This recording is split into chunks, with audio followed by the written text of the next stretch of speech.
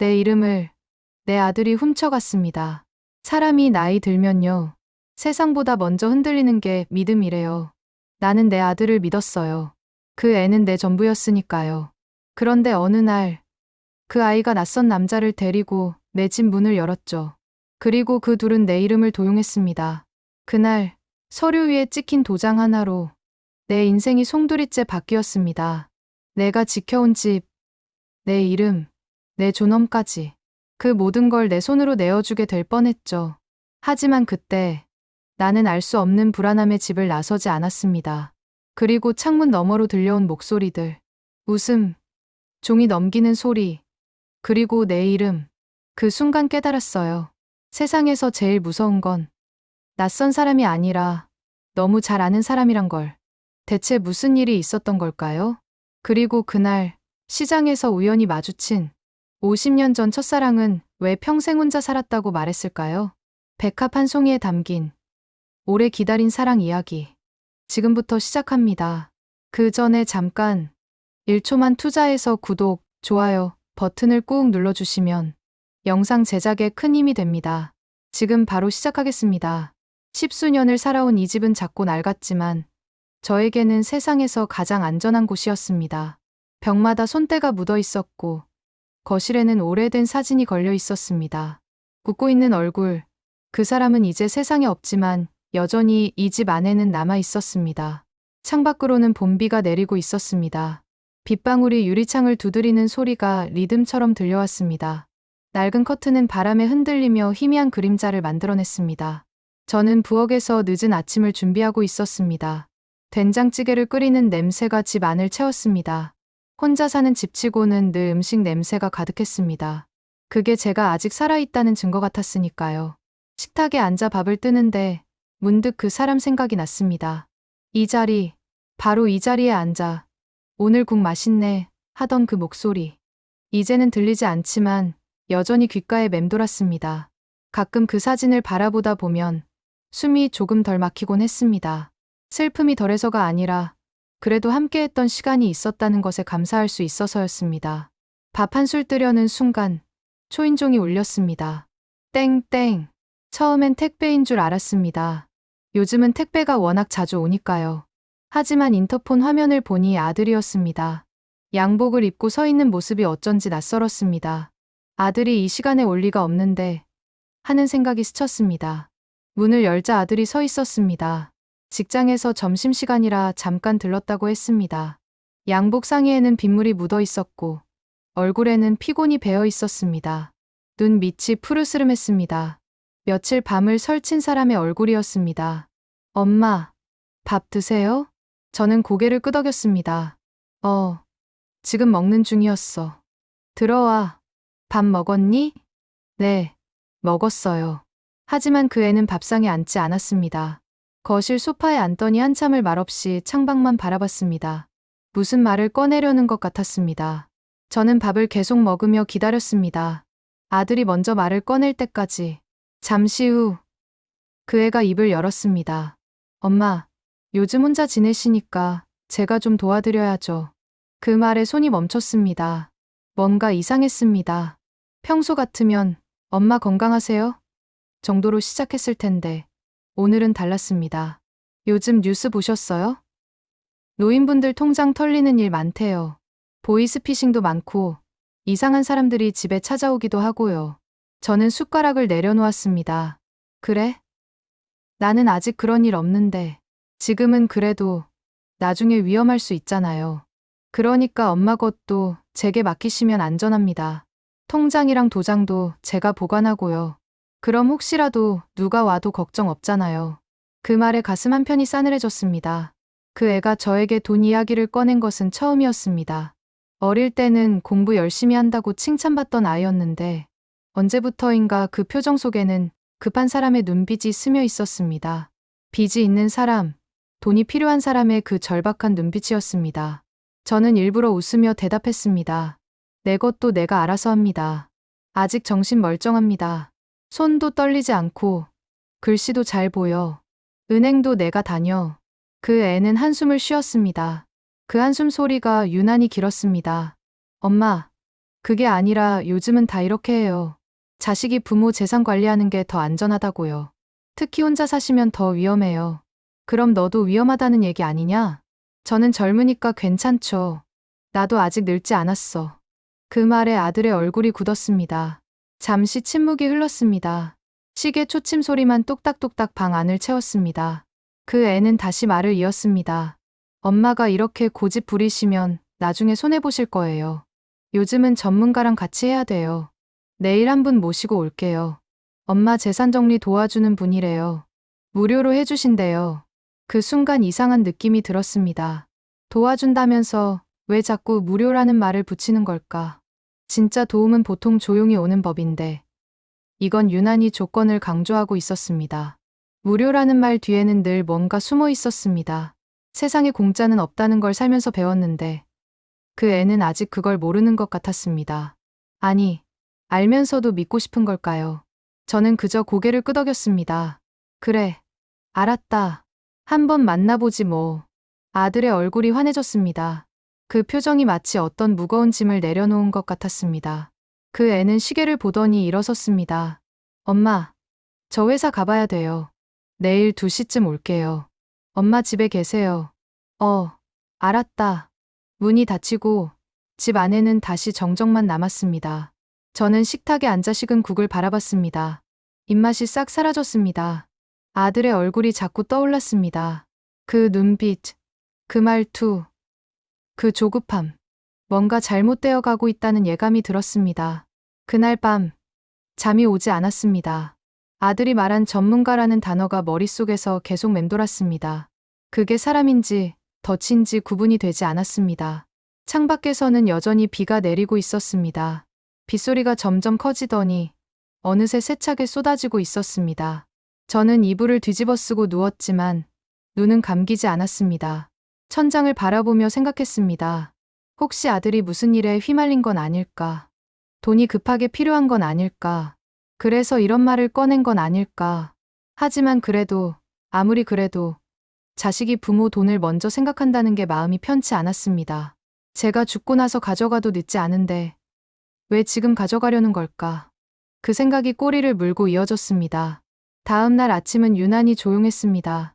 비는 그쳤지만 하늘은 여전히 흐렸습니다.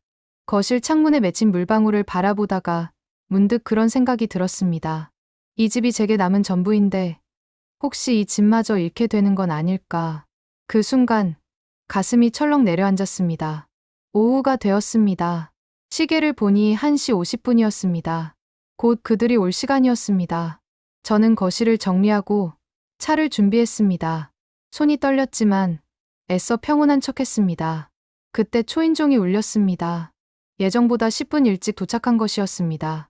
인터폰 화면을 보니 아들 옆에 낯선 남자가 서 있었습니다. 정장을 입은 중년 남자였습니다. 그의 얼굴에는 지나치게 밝은 미소가 걸려 있었습니다. 그 미소가 왠지 불편했습니다. 저는 심호흡을 하고 문을 열었습니다. 그 순간부터 제 평범한 일상은 조금씩 무너지기 시작했습니다. 문을 열자 아들과 함께 낯선 남자가 들어섰습니다. 말끔한 정장 차림에 윤기 나는 구두, 그리고 지나치게 공손한 미소를 짓고 있었습니다. 그는 손에 명함을 내밀었습니다. 시니어 자산관리 컨설턴트. 그 명함을 받는 순간 손끝에서 이상한 서늘함이 느껴졌습니다. 종이가 유난히 두꺼웠고 금박이 들어가 있었습니다.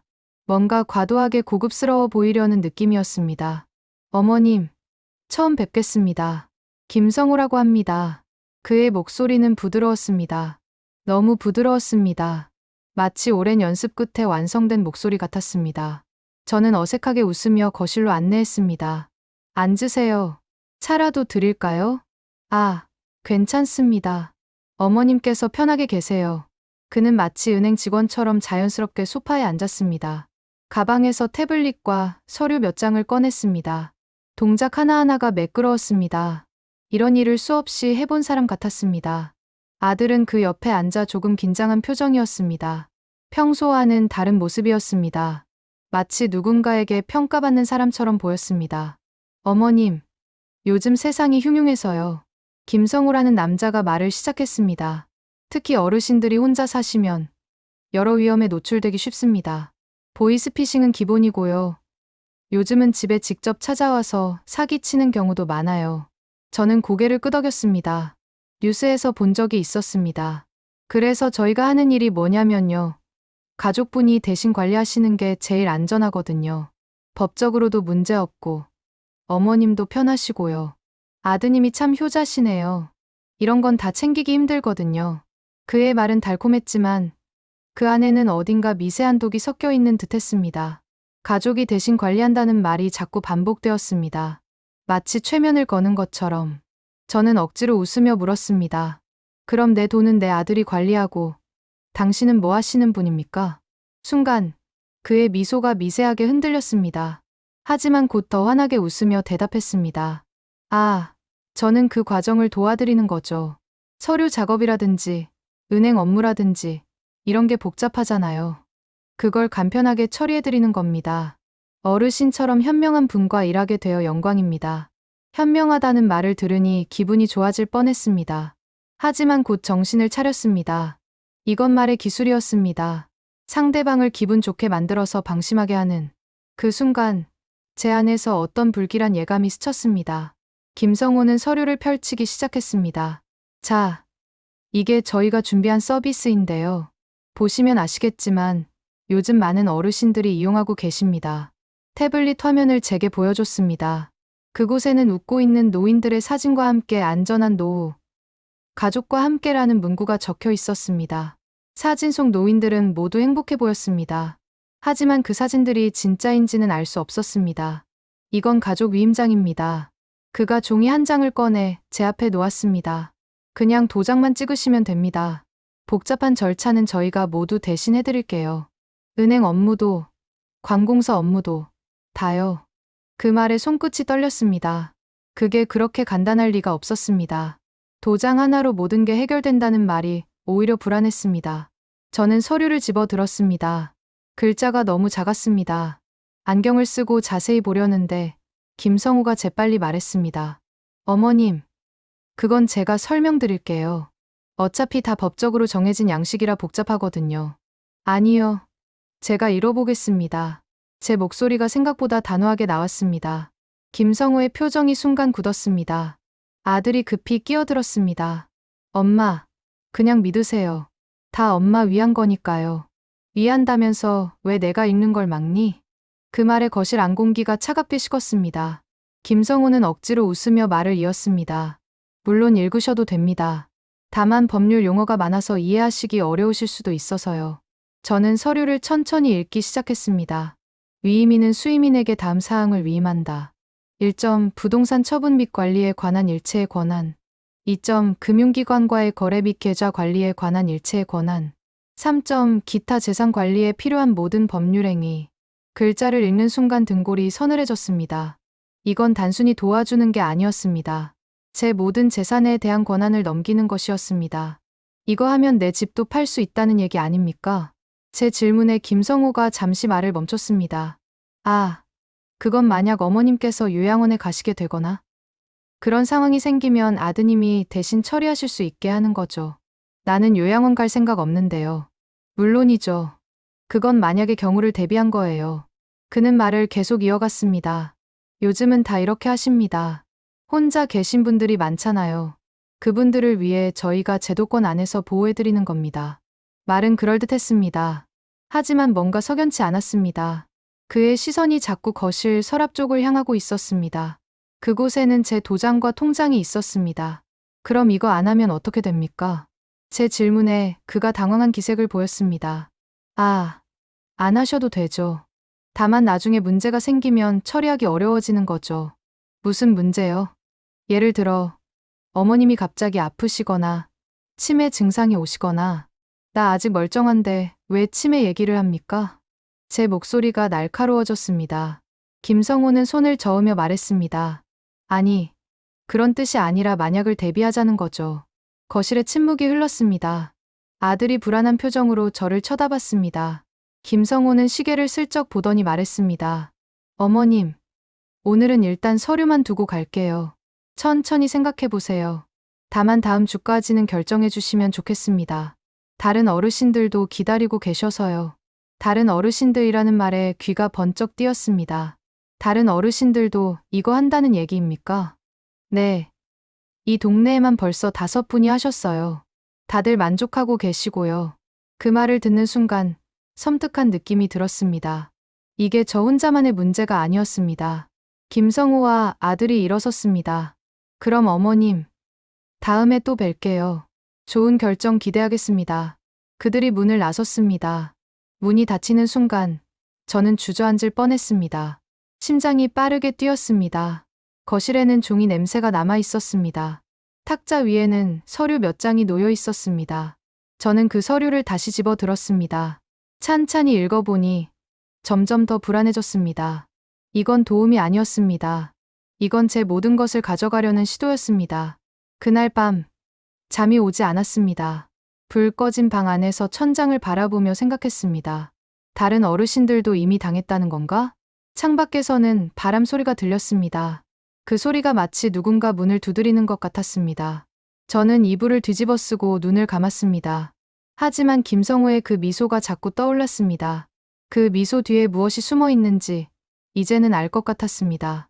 세상에서 가장 안전해야 할 이 집이 이제는 세상에서 가장 위험한 곳이 되어버렸습니다. 그리고 그 문을 연 사람은 다름 아닌 제 아들이었습니다. 이틀이 지났습니다. 그동안 저는 서류를 몇 번이고 읽었습니다. 읽을 때마다 새로운 함정이 보였습니다.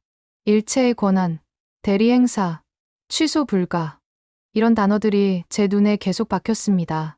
아침 일찍 전화가 울렸습니다. 아들이었습니다. 엄마, 오늘 병원 예약 있잖아요. 꼭 가야 돼요. 10시 반이요. 목소리는 다정했지만 그 다정함이 어쩐지 차갑게 느껴졌습니다. 병원 예약. 제가 한 기억이 없었습니다. 무슨 병원? 엄마, 지난번에 말씀드렸잖아요. 건강검진 받으시기로. 제가 예약해뒀어요. 저는 기억을 더듬어 봤습니다. 그런 얘기를 들은 적이 없었습니다. 나는 못 들었는데. 엄마, 요즘 깜빡깜빡 하시네요. 제가 분명히 말씀드렸어요. 어쨌든 10시 반까지 가셔야 돼요.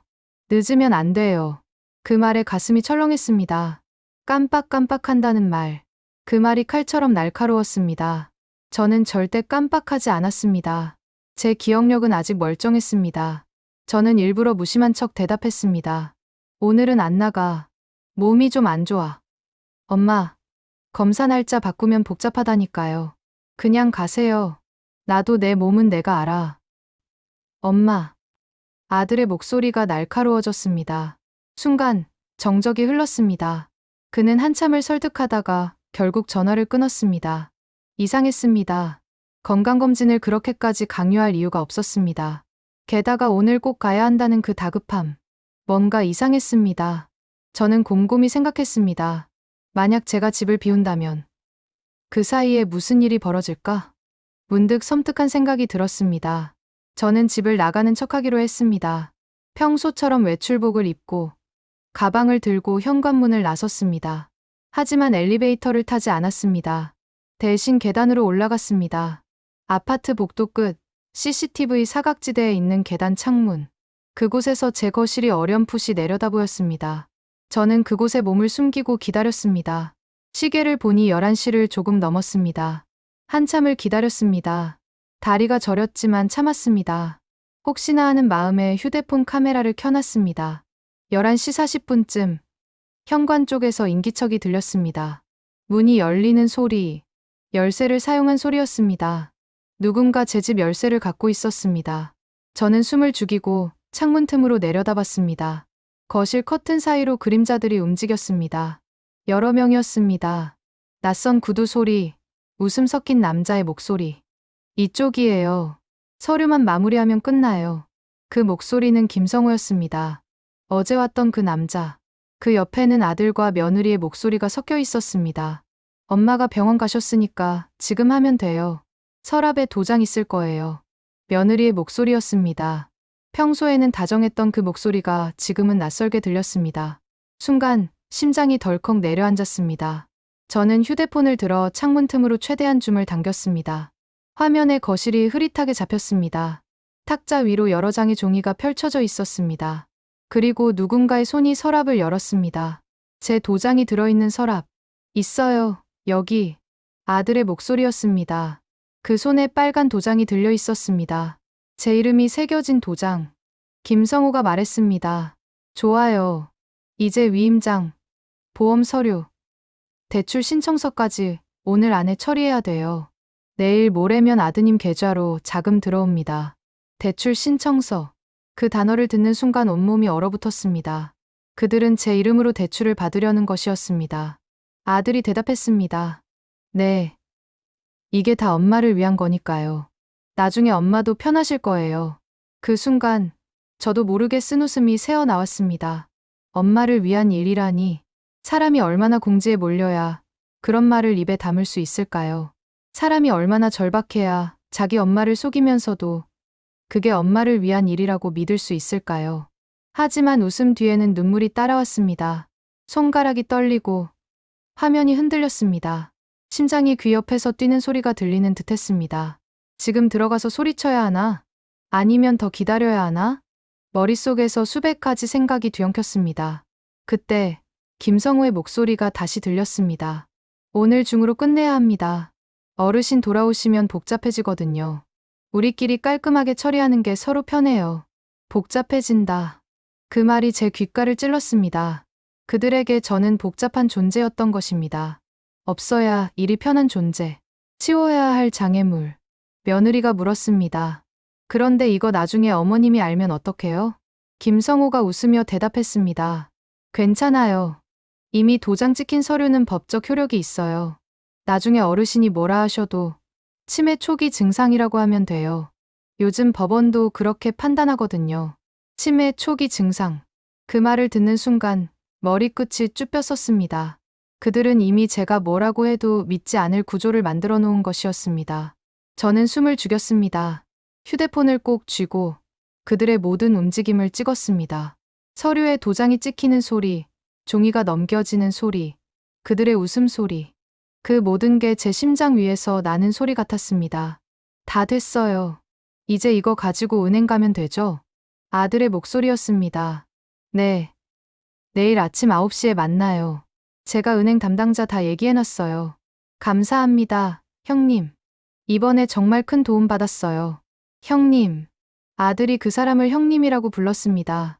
언제부터 그렇게 가까워진 걸까요? 언제부터 저보다 그 사람이 더 가까워진 걸까요? 잠시 후 문이 닫히는 소리가 들렸습니다. 그들이 떠난 것이었습니다. 저는 한참을 그 자리에 서 있었습니다. 다리가 후들거렸습니다. 손에 쥔 휴대폰이 땀으로 미끄러웠습니다. 천천히 계단을 내려와 현관 앞에 섰습니다. 문손잡이를 잡은 손끝이 차갑게 식어 있었습니다. 그 문은 이제 더 이상 제 집의 문이 아니었습니다. 누군가 제 이름으로 열고 닫을 수 있는 문이 되어버렸습니다. 누군가 제 이름으로 서류를 만들고 돈을 빌리고 제 인생을 바꿀 수 있는 문. 문을 열고 들어갔습니다. 거실에는 종이 냄새가 남아 있었습니다. 탁자 위에는 작은 펜 자국과 도장이 찍힌 흔적이 희미하게 남아 있었습니다. 서랍은 제대로 닫히지 않았습니다. 급하게 나간 흔적이었습니다. 저는 서랍을 열었습니다. 도장은 제자리에 있었습니다. 하지만 그 도장은 이미 제 것이 아니었습니다. 누군가 이미 사용한 도장. 제 허락 없이. 그 순간 저는 깨달았습니다. 그들은 제 재산을 훔친 것이 아니라 제 믿음을 훔쳤다는 것을. 제가 평생 쌓아온 신뢰를. 가족이라는 이름으로. 저는 소파에 주저앉았습니다. 눈물이 나올 것 같았지만 나오지 않았습니다. 너무 충격적이어서 눈물조차 나오지 않았습니다. 휴대폰을 보니 동영상이 저장되어 있었습니다. 흐릿하지만 그들의 목소리는 선명했습니다. 이게 제가 가진 유일한 증거였습니다. 그날 밤 잠을 이루지 못했습니다. 불 꺼진 방 안에서 들려오는 빗소리가 누군가 다시 돌아오는 발자국처럼 들렸습니다. 이걸로 끝이 아닐 거야. 그 예감은 이상할 만큼 또렷했습니다. 이제 저는 결정해야 했습니다. 이대로 당할 것인가, 아니면 싸울 것인가, 아들을 지킬 것인가, 아니면 저를 지킬 것인가. 창밖으로 빗소리가 계속되었습니다. 그 빗소리 속에서 제 심장 소리만 유난히 크게 들렸습니다. 이틀 뒤 아들이 다시 찾아왔습니다. 초인종 소리가 울렸을 때 저는 이미 알고 있었습니다. 그 애가 올 거라는 걸, 뭔가 더 요구하러 올 거라는 걸. 문을 열자 아들이 서 있었습니다. 얼굴은 피곤해 보였지만 그 속에는 묘한 안도감이 비쳐 보였습니다. 마치 일이 잘 풀렸다는 표정이었습니다. 저는 아무 일도 모르는 척 차를 내왔습니다. 찻잔을 탁자에 놓는 제 손이 미세하게 떨렸지만 아들은 눈치채지 못했습니다.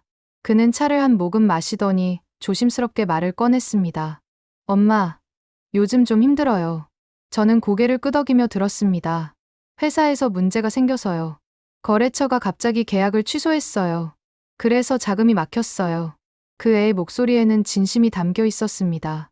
정말로 힘든 것 같았습니다. 은행에서 대출을 추가로 내라고 하는데 담보가 부족하대요. 저는 차를 마시며 기다렸습니다. 이제 본론을 꺼낼 시간이었습니다. 엄마 집을 담보로 잠깐만 맡기면 안 될까요? 정말 잠깐이에요. 한두 달이면 회사가 정상화될 거예요. 그 한마디에 손끝이 굳어버렸습니다. 이제는 아예 대놓고 말하는구나 싶었습니다. 더 이상 도와준다, 보호해준다는 말도 없었습니다. 그냥 집을 담보로 달라는 것이었습니다. 저는 눈을 내리깔고 조용히 물었습니다. 담보로 맡긴다는 건 결국 팔 수도 있다는 거지요? 아들은 머뭇거리며 어색하게 웃었습니다. 아니에요. 그냥 서류상으로만 하는 거예요. 실제로 팔진 않아요. 엄마 믿어요. 믿어요라는 말이 귓가를 맴돌았습니다. 지금 제가 뭘 믿어야 한다는 걸까요? 이틀 전 제가 없을 때 몰래 들어와 제 도장을 찍은 그 사람을 믿으라는 걸까요? 그때였습니다. 안방 화장대 위에 올려둔 작은 금고가 떠올랐습니다. 그 안에는 남편이 남긴 통장과 몇 년 동안 모아둔 비상금이 들어 있었습니다. 500만 원 정도 되었습니다. 저는 천천히 일어나 안방으로 갔습니다. 금고를 열고 봉투를 꺼냈습니다. 그 봉투를 손에 쥐는 순간 가슴이 먹먹해졌습니다. 이건 제가 아파서 쓰려고 모아둔 돈이었습니다. 언젠가 병원에 입원하게 되면 아이들에게 부담 주지 않으려고 조금씩 모은 돈이었습니다. 거실로 돌아와 봉투를 탁자 위에 놓았습니다. 이거 받아요. 아들이 놀란 표정으로 봉투를 받습니다. 얼마 안 되지만 급한 불은 끌 수 있을 거예요. 그 애가 봉투를 열려는 순간 저는 손을 잡았습니다. 대신 다시는 도장 찾지 말아요. 아들의 손이 굳었습니다. 그리고 그 남자와는 손떼요. 김성호 씨. 그분 말고 다른 데서 도움받아요. 엄마, 나 다 알아요. 제 목소리가 떨렸습니다. 그제 내가 병원 안 갔어요. 집에서 봤어요. 당신들이 들어와서 내 도장 찍는 거. 순간 아들의 얼굴이 하얗게 질렸습니다. 엄마, 그게 말 안 해도 돼요. 이미 다 봤으니까. 저는 봉투를 그의 손에 쥐어줬습니다. 이걸로 그 사람한테 빚 갚아요. 그리고 다시는 우리 집에 그런 사람 데려오지 말아요. 그는 아무 말 없이 봉투를 받았습니다. 그 순간 제 손끝이 미세하게 떨렸습니다. 이건 돈이 아니라 마지막 경고였습니다. 그런데 그 애는 고개를 들지 않았습니다. 한참을 봉투를 바라보더니 작게 말했습니다. 엄마, 이걸로는 안 돼요. 그 말에 가슴이 무너져 내렸습니다. 뭐, 이걸로는 부족해요. 제가 빚진 돈이 이것보다 훨씬 많아요. 그럼 얼마나 되는데? 2천만 원이요. 저는 숨이 막혔습니다. 2천만 원. 제가 평생 모은 돈을 다 털어도 안 되는 금액이었습니다. 그래서 엄마 집을 담보로 해야 해요. 그래야 은행에서 대출이 나와요. 그제야 참았던 감정이 폭발했습니다. 그럼 망해라. 제 목소리가 방 안을 채웠습니다. 아들이 깜짝 놀라 저를 봤습니다. 망하는 건 다시 일어설 수 있지만 사람이 무너지면 다시 못 일어난다. 목소리가 갈라졌습니다. 눈물이 쏟아졌지만 말을 멈출 수 없었습니다. 내가 지금 하려는 게 뭔지 알아? 내 엄마를 없애려는 거야. 내 이름으로 빚을 지고 내 집을 담보로 잡고 나를 요양원에 보내려고 했잖아. 다 알아. 엄마, 그게 아니라. 그게 아니면 뭐야? 내가 나한테 한 번이라도 물어봤어. 엄마, 이렇게 해도 될까요? 한 번이라도? 아들은 아무 말도 하지 않았습니다. 그저 고개를 숙이고 있을 뿐이었습니다. 너 지금 김성우한테 당하는 거야. 그 사람이 너를 이용해서 나를 털려는 거라고. 왜 그걸 몰라? 엄마, 형님은 그런 사람 아니에요. 형님은 무슨 형님이야. 그 사람 사기꾼이야. 제 목소리가 점점 커졌습니다. 다른 할머니들도 이미 당했대. 이 동네에만 5명. 그 사람이 직접 그러더라. 너도 들었잖아. 아들이 고개를 들었습니다. 눈이 빨갛게 충혈되어 있었습니다. 엄마, 저 정말 죽을 지경이에요. 이번 달에 돈 못 갚으면 저 경찰 가요. 사기 혐의로 고소당했어요. 그 말을 듣는 순간 저는 멈칫했습니다. 제가 거래처한테 계약금 받고 물건을 못 줬어요. 거래처에서 고소했어요. 이번 달 안에 돈 갚지 못하면 저 구속될 수도 있어요. 아들의 목소리가 떨렸습니다. 정말로 절박했습니다. 하지만 저는 마음을 굳게 먹었습니다. 그래도 안 돼. 엄마, 내가 경찰 가는 게 나아. 최소한 살아는 있잖아. 근데 엄마가 집 잃으면 나는 어디 가서 살아? 요양원 가. 그게 내가 원하는 거야? 아들은 울기 시작했습니다. 어른이 된 아들이 제 앞에서 울었습니다. 엄마, 미안해요. 진짜 미안해요. 저도 눈물이 났지만 참았습니다. 미안하면 그 사람이랑 손 끊어. 그리고 내 힘으로 해결해. 엄마한테 기대지 말고. 그 말을 남기고 저는 안방으로 들어갔습니다. 문을 닫는 순간 다리에 힘이 풀렸습니다. 바닥에 주저앉아 소리 없이 울었습니다. 사람은 참 이상합니다. 배신당한 순간에도 그 사람이 밥은 먹었을까 걱정이 듭니다. 제 가슴 한편에는 여전히 엄마라는 이름이 남아 있었으니까요. 얼마 후 현관문이 닫히는 소리가 들렸습니다. 아들이 떠난 것이었습니다. 저는 한참을 그 자리에 앉아 있었습니다. 그날 밤 잠들기 직전 이상한 소리가 들렸습니다. 누군가 문 앞을 스치는 기척이었습니다. 저는 벌떡 일어나 현관으로 갔습니다. 불을 켰지만 아무도 없었습니다. 하지만 현관 바닥에는 얇은 서류 봉투 하나가 떨어져 있었습니다. 저는 그 봉투를 집어 들었습니다. 손이 떨렸습니다. 봉투를 열자 복사된 서류 몇 장이 나왔습니다.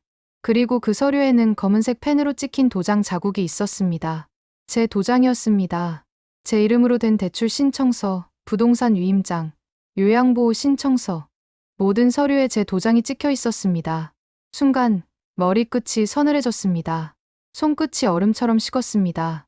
그들은 제 허락도 없이 제 이름으로 세상을 움직이고 있었습니다. 이미 서류는 완성되어 있었습니다. 이제 은행에 제출만 하면 되는 상태였습니다. 그날 처음으로 진심으로 분노가 치밀어 올랐습니다. 그동안 믿음으로 쌓아온 모든 것이 무너지는 소리가 들렸습니다. 저는 주저앉은 채 서류를 바라보았습니다.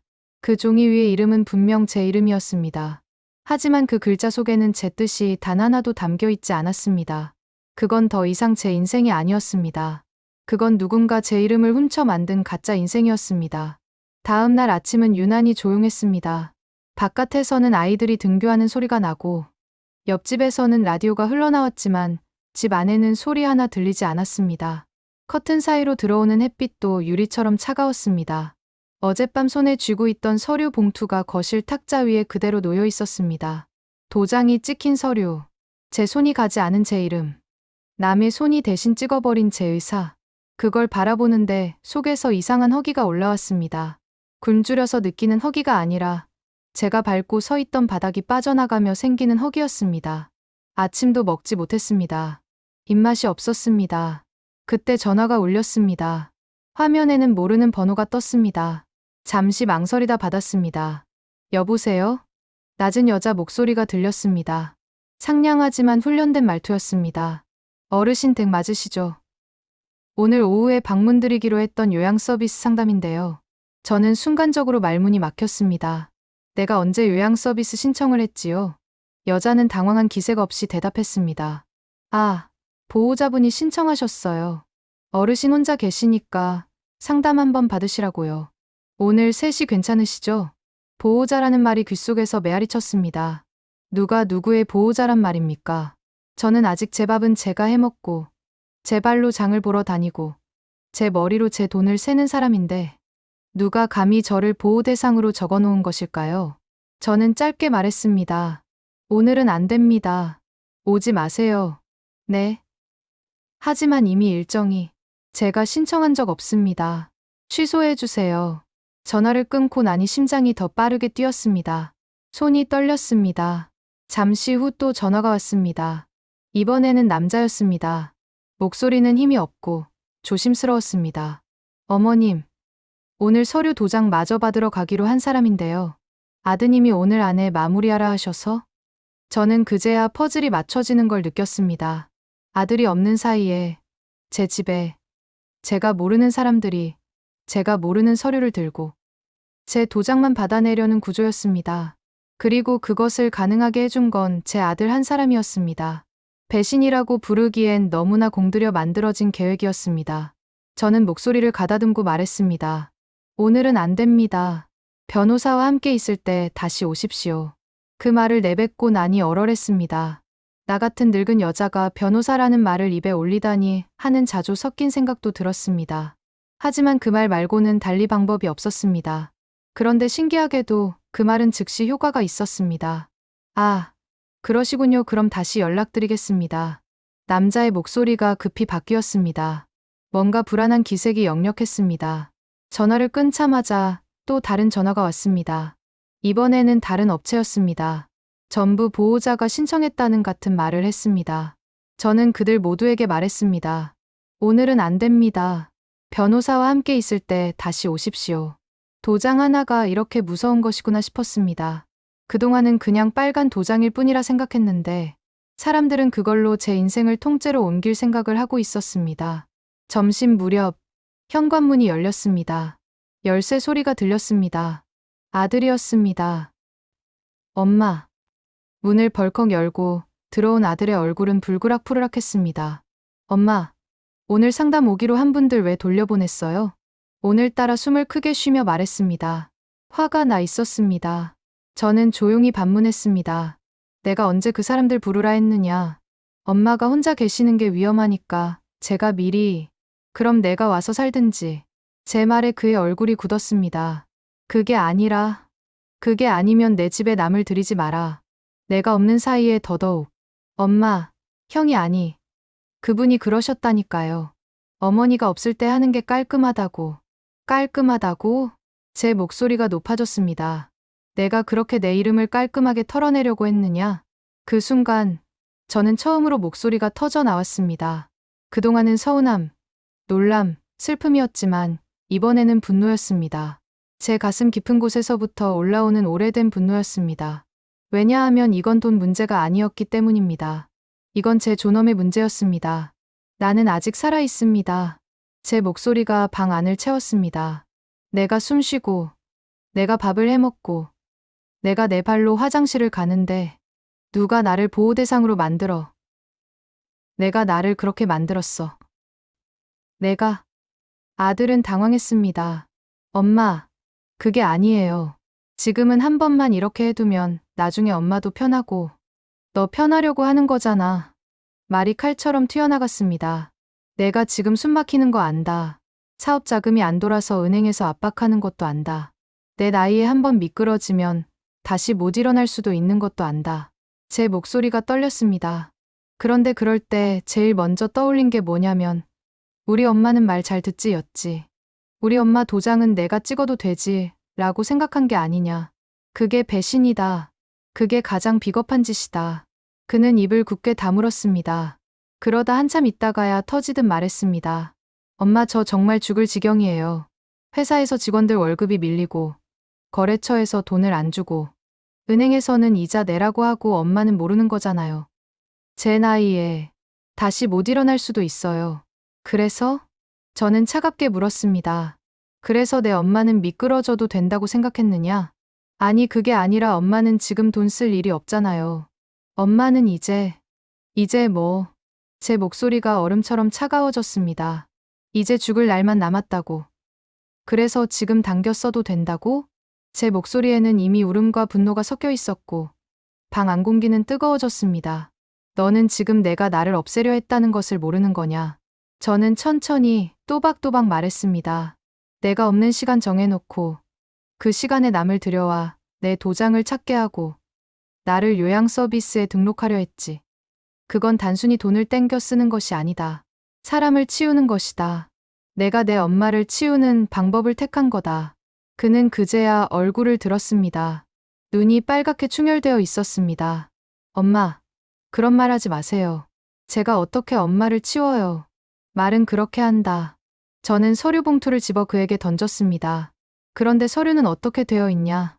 나는 정신이 멀쩡하고 혼자 살기 어렵지 않고 치매 가능성이 있어 보호자가 대신 처리해야 한다고 서류에 적혀 있더라. 그 말에 그는 아무 말도 하지 못했습니다. 누군가가 그에게 그렇게 쓰라고 했겠지요. 아마 김성우였을 것입니다. 이거 다 그 사람이 알려준 거예요. 아들이 작게 말했습니다. 다 이렇게 한다고 했어요. 어르신들 다 이렇게 한다고. 그래? 저는 단호하게 말했습니다. 그럼 나는 안 한다. 엄마, 나는 너희들처럼 살지 않았다. 남의 것을 슬쩍 내 것으로 만들지 않고 내 힘으로 조금씩 모았다. 시장에서 떡 팔아가며 공장에서 손 다 갈라가며 일해서 아버지 병원비 아끼고 남은 돈으로 이 집을 산 것이다.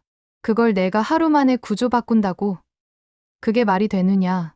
제 목소리가 떨렸습니다. 그는 마지막으로 애원하듯 말했습니다. 엄마, 나 경찰 가기 싫어요.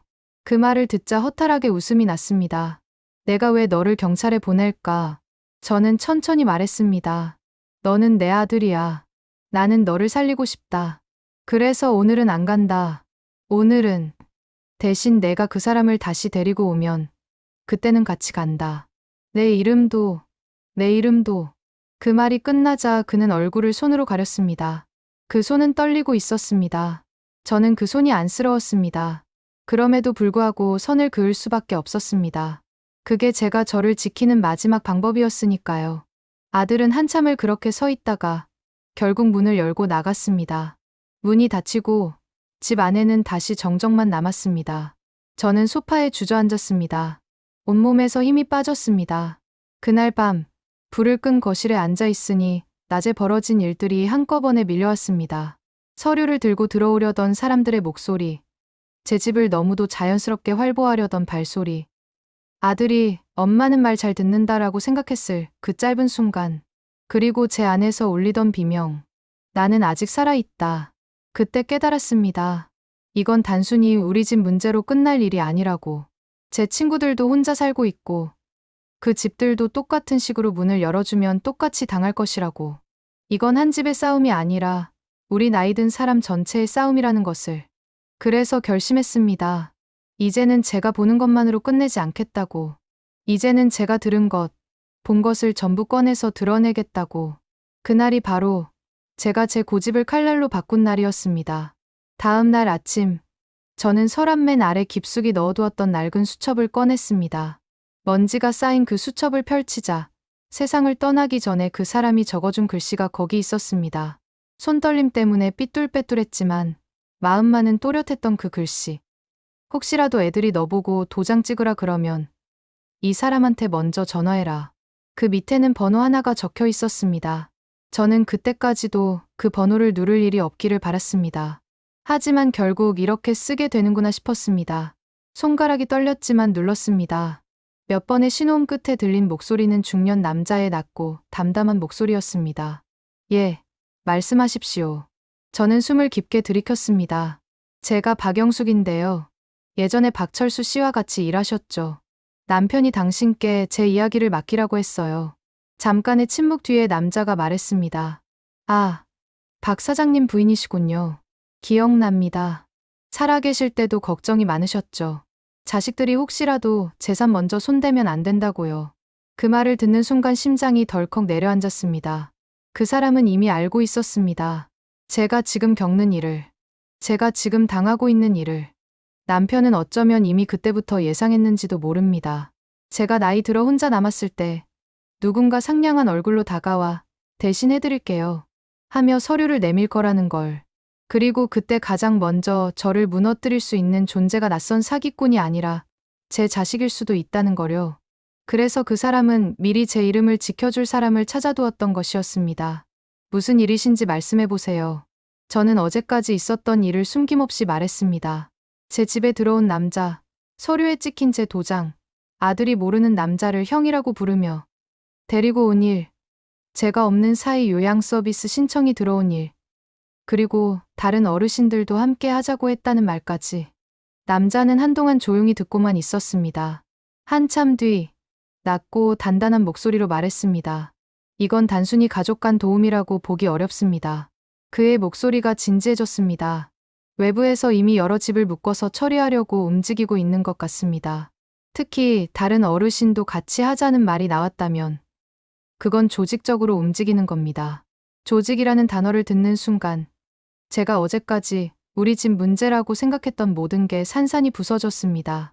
보통 이런 경우는 중간에 브로커가 있습니다. 그 사람이 여러 가정에 접근해서 자식들을 먼저 포섭하죠. 어머니 재산 정리해드린다, 세금 줄여드린다, 이런 식으로요. 그게 김성우라는 사람인 것 같아요. 이름은 중요하지 않습니다. 아마 여러 개 쓰고 있을 겁니다. 저는 숨이 막혔습니다. 그 남자는 계속 말했습니다.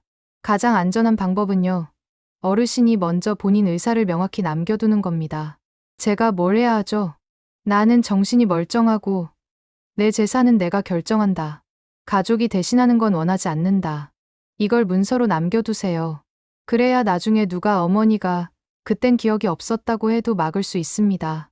제가 그걸 할 수 있을까요? 지금 하셔야 합니다. 지금 가장 또렷하실 때. 그 남자의 말투는 단호했지만 따뜻했습니다. 마치 이런 일을 여러 번 겪어본 사람 같았습니다. 그리고 혼자 싸우지 마세요. 주변의 같은 처지 분들과 연대하세요. 이런 일은 혼자서 막을 수 없습니다. 전화를 끊고 저는 바로 종이를 꺼냈습니다. 손이 떨려 글씨는 삐뚤빼뚤했지만 마음은 이상할 만큼 차분했습니다. 나는 지금 정신이 멀쩡하다. 내 재산은 내가 쓴다. 내 허락 없이 누구도 내 도장과 통장을 가져갈 수 없다. 나를 요양보호가 필요하다고 허위로 신청하는 사람은 내 재산을 노리는 것이다. 이렇게 쓰고 서명했습니다. 날짜도 적었습니다. 그 서명 하나가 그렇게 든든할 줄은 몰랐습니다. 지금까지는 세상이 저를 결정하는 것 같았는데 그 순간만큼은 제가 세상에 대고 이건 내 것이다 하고 말하는 기분이었습니다. 하지만 거기서 멈출 수는 없었습니다. 왜냐하면 이미 그들은 제 친구들까지 엮으려 하고 있었으니까요. 저는 곧바로 전화를 돌렸습니다. 평생을 같이 늙어온 친구들에게. 먼저 복례에게 전화했습니다. 야, 너희 집에도 이상한 사람 오지 않았니? 도장 달라 그러는 사람. 전화기 너머에서 복례가 놀란 목소리로 대답했습니다. 왔어. 우리 아들이랑 같이 왔어. 재산 정리 도와준다면서. 그거 하지 마. 사기야. 응. 우리 아들이 데려온 사람인데? 그래도 사기꾼이야. 나도 당할 뻔했어. 다음은 명자에게 전화했습니다. 명자야, 혹시 최근에 집에 정장 입은 남자 온 적 있어? 있어. 우리 며느리가 데려왔어. 무료로 해준다면서. 무료는 무슨. 다 도장 받아가려는 거야. 순자에게도 전화했습니다. 순자야, 너희 집도? 왔어. 다른 할머니들도 있으면 더 싸다면서. 순간 등골이 서늘해졌습니다. 제 집에 들어왔던 그 말투, 그 웃음, 그 서류가 다른 집에도 똑같이 들어가 있었던 것입니다. 그리고 그 문을 열어준 것도 전부 가족들이었습니다. 그들은 우리를 직접 속인 게 아니라 우리 자식들을 먼저 설득해 들어왔던 것이었습니다. 그제야 깨달았습니다. 이건 단순히 돈 몇 푼 빼앗기는 문제가 아니었습니다. 이건 나이 든 사람들의 결정권을 빼앗는 일이었습니다. 눈이 침침하고 글씨가 잘 안 보이고 은행 앱을 모르는 걸 핑계 삼아 우리의 이름과 선택을 가져가는 일이었습니다. 그리고 그게 지금 우리 세대의 가장 약한 골이라는 걸 알게 되었습니다. 그래서 더는 기다릴 수 없었습니다. 저 혼자 조심한다고 끝날 일이 아니었습니다. 제 친구들도 함께 지켜야 했습니다. 저는 친구들을 집으로 불렀습니다. 오늘 와요. 중요한 얘기예요. 하나씩 전화를 돌렸습니다. 이유는 설명하지 않았습니다. 자식들이 듣고 막을지도 몰랐기 때문입니다. 오후가 되자 하나둘씩 모여들었습니다. 복례, 명자, 순자, 그리고 영희까지. 허리가 굽은 사람, 지팡이를 짚은 사람, 손녀가 데려다 준 사람. 그들의 얼굴을 보는 순간 눈물이 날 뻔했습니다. 이 사람들도 전부 노렸다는 생각이 드니 숨이 막혔습니다. 저는 담담하게 말을 꺼냈습니다. 우리 집에 왔던 그 남자, 그 사람 사기꾼이에요. 아니, 사기꾼이라기보다 우리 자식들이 숨막힌 틈을 파고든 사람이에요. 우리가 내주는 순간 우리 이름은 우리 게 아니게 됩니다. 친구들의 얼굴이 하나둘 굳어졌습니다. 아니, 우리 아들이 데려왔는데, 우리 며느리가 괜찮다고 그랬는데, 지금은 그럴 사람 아니라고 했는데, 그 말들이 제 가슴을 더 아프게 했습니다. 그래요. 우리도 그랬어요. 우리 애가 그럴 리가 없다고. 근데 애들도 지금 숨이 막혔어요. 애들이 나빠서가 아니라 몰리니까 우리를 먼저 떠올린 거예요. 제 목소리는 떨렸지만 그 떨림은 오히려 더 진심으로 들렸습니다. 복례가 물었습니다. 그럼 우리가 뭘 할 수 있는데? 증거를 남기는 거예요. 우리가 정신 멀쩡하다는 것, 우리가 원하지 않는다는 것, 그걸 문서로 남겨놔야 해요. 명자가 조용히 말했습니다. 그럼 우리가 먼저 움직이면 되겠네요. 그 말이 모든 걸 바꿨습니다. 우리는 당하는 쪽이 아니라 먼저 막는 쪽이 될 수 있었습니다. 나이 들었다고 해서 피해자로만 남을 필요는 없었습니다. 우리는 여전히 결정할 수 있었고, 서류를 보여달라고 할 수 있었고, 모르는 사람은 집 안이 아니라 밖에서 만나자고 말할 수 있었습니다. 그저 그걸 까먹고 살았을 뿐이었습니다. 제 안에서 이상하게 뜨거운 무언가가 올라왔습니다. 무너졌던 자존심이 다시 세워지는 느낌이었습니다. 그리고 하나 더. 저는 말을 이었습니다. 우리 서로 연락하고 지내요. 혼자 있으면 당하기 쉬워요. 같이 있으면 덜 당해요. 순자가 고개를 끄덕였습니다. 그래. 우리가 서로 지키자. 그날 오후, 우리는 각자 자신의 의사를 문서로 남겼습니다. 서툰 글씨로, 떨리는 손으로. 하지만 그 안에 담긴 마음만큼은 누구보다 단단했습니다. 그리고 그날, 우리는 알았습니다. 가족이 실수했다고 해서 우리가 다 잃을 필요는 없다는 것을. 가족은 용서하면 되고, 사기는 막으면 된다는 것을. 이 두 가지는 전혀 다른 문제였습니다. 그날 밤 저는 다시 한번 다짐했습니다. 이번에만 봐준다. 하지만 다시는 안 된다. 그리고 그 다짐은 곧 다가올 마지막 대결을 향한 첫걸음이 되었습니다. 며칠 뒤 전화가 왔습니다. 화면에 뜬 이름은 김성호였습니다. 그 남자가 직접 전화를 한 것이었습니다. 어머님, 그동안 안녕하셨어요? 목소리는 여전히 상냥했습니다. 하지만 그 상냥함 뒤에 숨겨진 조급함이 느껴졌습니다. 다음 주에 다시 한번 뵈러 가도 될까요? 이번에는 다른 어르신들도 같이 서류 정리하신다고 해서요. 같이 하시면 훨씬 편하실 거예요. 다른 어르신들도 같이. 그 말을 듣는 순간 가슴속에서 불이 켜지는 느낌이 들었습니다.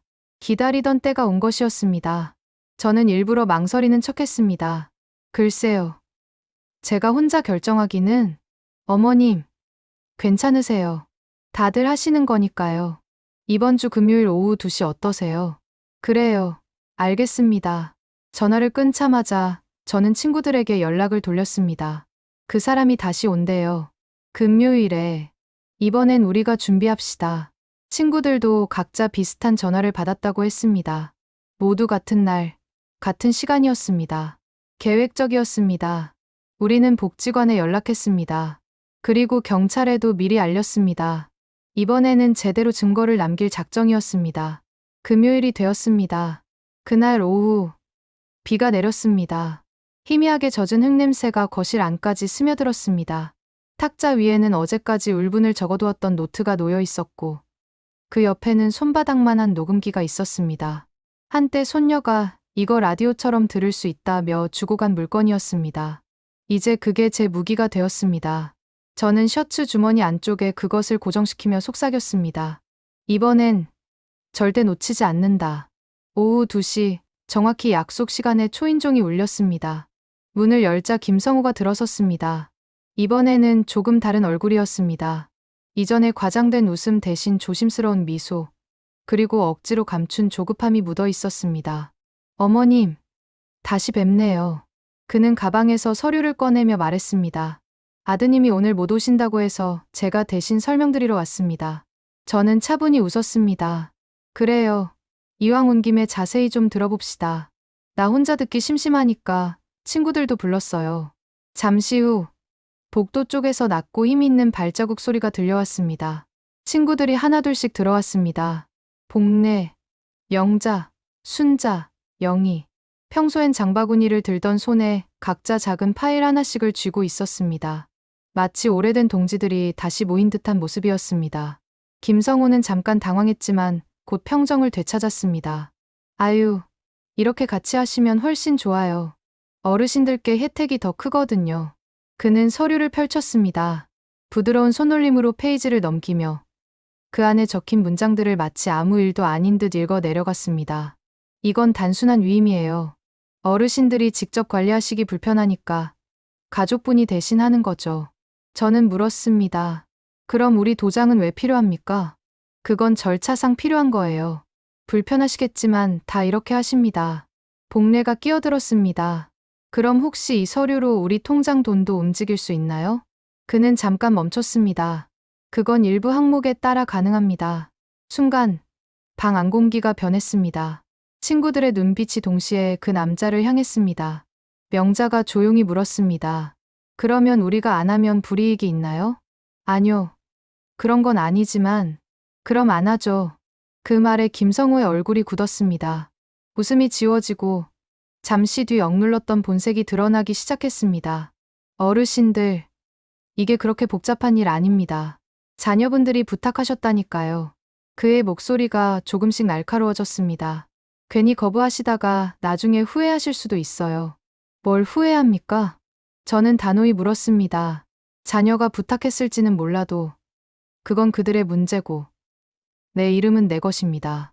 누가 뭐라 해도 내 손으로 찍는 겁니다. 어머님, 요즘 세상이 얼마나 복잡한데요. 이런 거 안 해두시면 안 해두면 어떻게 됩니까? 순자가 물었습니다. 구체적으로 말씀해보세요. 김성호가 말을 더듬기 시작했습니다. 그때까지의 자신감이 사라지고 있었습니다. 그건 나중에 어르신들이 아프시거나 하면 우리 멀쩡한데 왜 아프다는 전제를 합니까? 제가 날카롭게 물었습니다. 바로 그때 문이 열렸습니다. 회색 조끼를 입은 사람들이 들어왔습니다. 복지관 직원과 경찰이었습니다. 김성호가 뒤로 물러섰습니다. 얼굴이 창백해졌습니다. 이건 무슨 짓입니까? 조사 협조 부탁드립니다. 경찰이 말했습니다. 어르신들 명의로 무단으로 대출 신청을 한 정황이 포착됐습니다. 이건 오해예요. 그는 허둥대며 외쳤습니다. 어르신들이 원해서. 복례가 차갑게 말했습니다. 녹음 다 돼 있어요. 우리가 원했다고 말한 적 단 한 번도 없다고요. 저는 셔츠 주머니에서 녹음기를 꺼냈습니다. 이것뿐만 아니라 영상도 있어요. 당신이 제 집에 몰래 들어와 제 도장 찍던 거. 다 찍혀 있어요. 순간 김성호의 얼굴에서 피가 가셨습니다. 경찰이 그에게 다가갔습니다. 동행하시죠. 잠깐만요.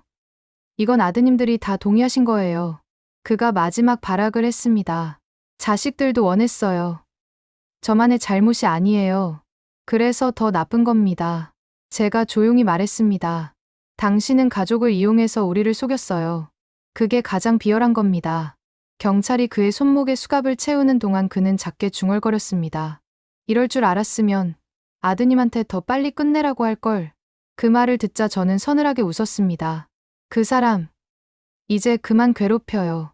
이미 다 끝났으니까요. 문이 닫히고 김성우는 경찰에 연행되어 갔습니다. 방 안에는 비 냄새와 함께 긴 침묵이 흘렀습니다. 친구들은 서로를 바라보았습니다. 눈빛에는 울컥한 슬픔과 안도의 빛이 뒤섞여 있었습니다. 누구도 큰 소리로 웃지 않았지만 그 순간 우리는 모두 느꼈습니다. 지켜냈다는 것을. 이제 다시는 누가 우리의 도장을 대신 찍을 수 없다는 것을. 복례가 제 손을 잡았습니다. 영수가 고생했어. 아니야. 우리 같이 한 거지. 명자가 눈물을 닦았습니다. 그래도 무서웠어. 혹시라도 우리 자식들이 경찰 가면 어쩌나 싶어서. 자식들은 우리가 지켜야지.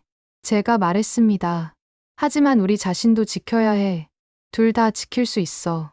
그날 밤, 저는 오랜만에 창문을 활짝 열었습니다. 바람이 방 안을 휘돌며 커튼을 흔들었습니다. 오랜만에 숨이 트였습니다. 그러나 마음 한켠은 여전히 아팠습니다.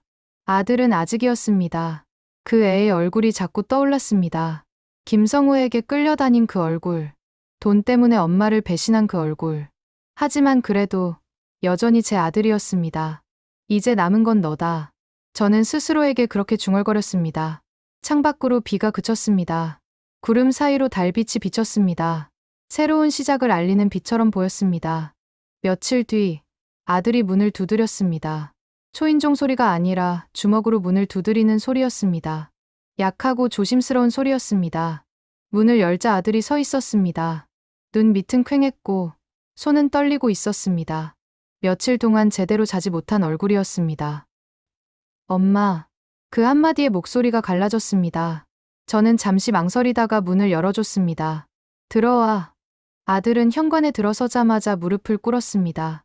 엄마 미안해요. 그 말 한마디에 가슴이 흔들렸습니다. 하지만 눈물은 나오지 않았습니다. 그동안 너무 많이 흘려서 이제는 말라버린 모양이었습니다. 너무 늦었어. 제 목소리는 차가웠습니다. 알아요. 아들은 고개를 들지 못했습니다. 나 잘못했어요. 김성우 씨는 잡혔다고 하더라고요. 저도 조사받았어요. 엄마, 나 진짜 겁났어요. 겁은 내가 느끼면 안 됐어. 나에게 느끼게 했어야지. 저는 천천히 말했습니다. 내가 겁낼 걸 내가 대신 겁냈어. 내가 잠 못 이룰 걸 내가 대신 잠 못 이뤘어. 그는 아무 말도 하지 않았습니다. 저는 거실로 걸어갔고 그도 따라왔습니다. 제가 앉으라고 손짓하자 그는 조용히 소파 끝에 앉았습니다. 방 안에는 시계 초침 소리만 들렸습니다. 한참 뒤 아들이 입을 열었습니다. 엄마, 그날 그 서류 다 도장 찍은 거 저예요. 엄마 몰래 한 것도. 그의 목소리가 떨렸습니다. 근데 그 사람 말 듣고 하면 다 해결될 줄 알았어요. 저도 몰랐어요. 이렇게까지 될 줄은. 그렇겠지. 저는 차분히 말했습니다. 항상 그렇게 말하지. 몰랐다고. 하지만 몰랐다는 말로 사람 하나의 인생은 되돌릴 수 없어. 아들은 손으로 얼굴을 감쌌습니다. 어깨가 떨리고 있었습니다. 엄마, 나 다시 시작할게요. 빚도 갚고 엄마 이름도 다시 깨끗하게 해놓을게요. 그래, 그래야지. 저는 차를 따라 그 앞에 놓았습니다. 하지만 기억해라. 돈은 잃어도 다시 벌 수 있다. 하지만 사람은 한 번 잃으면 다시 돌아오지 않는다. 아들이 고개를 들었습니다. 이번에 내가 잃을 뻔한 건 돈이 아니라 너였다. 그 말에 그는 흐느끼기 시작했습니다. 그 울음은 어릴 적 넘어져 무릎이 까져서 울던 아이의 울음과 닮아 있었습니다. 순수하고 아프고 후회로 가득 찬 울음. 그 울음소리에 이상하게 마음이 풀렸습니다. 손끝이 떨리면서도 그의 머리를 쓰다듬었습니다. 사람은 누구나 실수한다. 제 목소리가 부드러워졌습니다. 하지만 그 실수로 남을 망가뜨리면 안 된다. 특히 가족이면 더더욱. 가족이라도 선은 있어야 한다. 그 선을 넘으면 피도 물처럼 식는 거야. 엄마, 넌 그 선을 넘었어. 하지만 이제라도 돌아왔잖아. 그게 중요한 거야.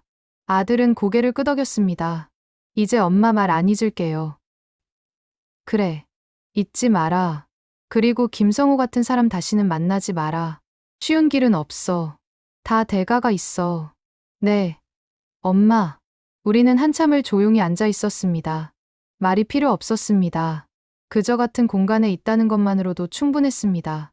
해가 지고 거실에 석양빛이 들어왔습니다. 엄마, 저 이제 가봐야 돼요. 내일 경찰서에 다시 가야 해요. 조사? 네. 그런데 변호사님이 엄마가 고소 안 하셨으니까 처벌은 약하게 나올 거래요. 저는 고개를 끄덕였습니다. 난 너를 벌주고 싶은 게 아니야. 정신 차리게 하고 싶은 거지. 알아요, 엄마. 정말 고맙습니다. 아들이 일어섰습니다. 문 앞에서 한 번 더 뒤돌아봤습니다. 엄마, 사랑해요. 그 말을 듣는 순간 가슴이 뜨거워졌습니다. 나도. 짧게 대답했지만 그 안에 모든 것이 담겨 있었습니다. 문이 닫히고 저는 한참을 그 자리에 서 있었습니다. 그날 이후 저는 다시 시장에 나갔습니다. 오랜만에 사람들 틈에 서 있으니 세상이 아직 살아있구나 싶었습니다. 복례와 친구들도 함께였습니다. 우리는 장을 보면서도 주변 어르신들에게 말을 걸었습니다. 요즘 이상한 사람들 조심하세요. 서류는 집에서 쓰지 마세요. 도장은 한 번 손에서 떠나면 다시 돌아오지 않아요. 처음엔 웃던 사람들도 이야기를 듣고 나서는 표정이 변했습니다. 요즘 그런 일 많대요. 저희 옆집도 당할 뻔했대요. 조심해야겠네요. 우리가 손을 맞잡자 이상하게 눈물이 났습니다. 그건 슬픔의 눈물이 아니라 다시 살아있다는 증거 같은 눈물이었습니다. 복지관에서도 연락이 왔습니다. 우리의 사례를 다른 어르신들에게 교육 자료로 쓰고 싶다고 했습니다. 저는 흔쾌히 동의했습니다. 우리 같은 일이 다시는 없었으면 좋겠어요. 시간은 흘러 어느새 여름이 지나고 가을이 왔습니다. 저는 거실 벽에 작은 액자 하나를 걸었습니다. 선은 나를 지킨다. 그 문장은 이제 제 삶의 문이 되었습니다. 누가 찾아와도, 어떤 서류를 내밀어도 그 문 안쪽에는 제 의지와 이름이 있다는 뜻이었습니다. 아들은 가끔 찾아왔습니다. 예전처럼 자주는 아니었지만 올 때마다 과일이나 반찬을 사왔습니다. 엄마, 이거 드세요. 그래, 고맙다. 우리 사이에는 이전과 다른 무언가가 생겼습니다. 조심스러움과 존중, 그리고 다시는 선을 넘지 않겠다는 무언의 약속. 어느 날 저녁, 아들이 말했습니다. 엄마, 회사 정리했어요. 더 이상 사업 안 해요. 취직했어요. 그래? 잘했다. 힘들지만 그래도 마음은 편해요. 이제 남한테 빌릴 일도 없고. 저는 웃었습니다. 그게 내가 배운 거야. 쉬운 길이 항상 좋은 건 아니라는 것. 밤이 되면 창밖에서 바람이 불었습니다. 그 바람에 커튼이 흔들릴 때마다 제 안에 무너졌던 것들이 다시 세워지는 느낌이 들었습니다. 가끔은 혼잣말로 이렇게 속삭였습니다. 그래도 결국 피는 마르지 않아. 다만 방향을 바로 잡아야 다시 흐른다. 그리고 저는 웃었습니다. 눈가에 주름이 깊게 패였지만 그 속에는 이제 빛이 있었습니다. 사람이 한번 부서져 봐야 압니다. 다시 일어서는 게 얼마나 고된 일인지. 하지만 일어나고 나면 그 다음은 생각보다 단순합니다. 그냥 앞으로 걸으면 됩니다. 그 길 위에 제가 있고, 제 이름이 있고, 제 숨이 있습니다. 어느 날 손녀가 찾아왔습니다. 할머니, 학교에서 발표 과제가 있는데 할머니 이야기해도 돼요? 무슨 이야기? 할머니가 어떻게 사기꾼을 잡았는지요. 저는 웃었습니다. 그래, 해도 좋아. 근데 사기꾼을 잡은 게 아니라 나를 지킨 거야. 똑같은 거 아니에요? 아니야. 남을 잡는 것과 나를 지키는 건 다른 거야. 나는 나를 지킨 거야. 손녀는 고개를 끄덕이며 노트에 뭔가를 적었습니다. 할머니 멋있어요. 그 말을 듣는 순간 가슴이 뜨거워졌습니다. 나이 들어 누군가에게 멋있다는 말을 듣게 될 줄은 몰랐습니다. 저는 손녀의 머리를 쓰다듬었습니다. 너도 나중에 누군가 내 이름을 함부로 쓰려고 하면 단호하게 말해야 해. 이건 내 거야 라고. 네. 할머니. 그날 밤 저는 창문을 열고 밤하늘을 바라봤습니다. 별이 빛나고 있었습니다. 남편이 세상을 떠나기 전에 했던 말이 떠올랐습니다. 당신, 세상이 힘들게 하더라도 끝까지 당신답게 살아요. 저는 웃으며 중얼거렸습니다. 그랬어요, 당신. 내 방식대로 지켰어요. 바람이 불었습니다. 그 바람 속에서 그 사람의 목소리가 들리는 것 같았습니다. 잘했어요. 저는 창문을 닫고 침대에 누웠습니다. 오랜만에 편안한 잠이 왔습니다. 꿈속에서 저는 젊었습니다. 시장에서 떡을 팔고, 공장에서 일하고, 아이들을 키우던 그때로 돌아가 있었습니다. 힘들었지만 행복했던 그 시절. 그리고 그 모든 시간이 지금의 저를 만들었습니다. 부서졌지만 다시 일어선 지금의 저를. 이제는 누구도 함부로 넘볼 수 없는 제 이름을 지킨 저를. 그게 제가 끝까지 지켜낸 전부였습니다. 그리고 그것으로 충분했습니다.